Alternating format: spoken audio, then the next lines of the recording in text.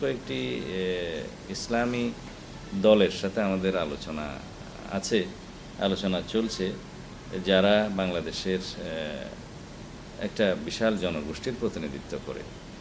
আর বাংলাদেশের মানুষের প্রতি আমাদের একটা বিশ্বাস এবং আস্থা আছে যে জাতীয়তাবাদী দলের আদর্শ হিসেবে আমরা ইসলামী মূল্যবোধে বিশ্বাস করি।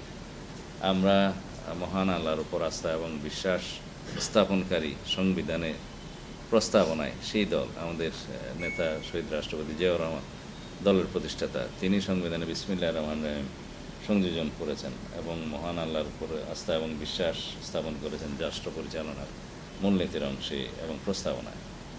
তো সেই ক্ষেত্রে আমরা ইসলামী ঘরানার বেশ কিছু দলের সাথে আমাদের আলাপ আলোচনা আছে, তারা আমাদের সাথে জুটে আসতে পারেন। তবে সেই সিদ্ধান্ত এখনও চূড়ান্ত হয়নি, সেটার জন্য আমাদের অপেক্ষা করতে হবে।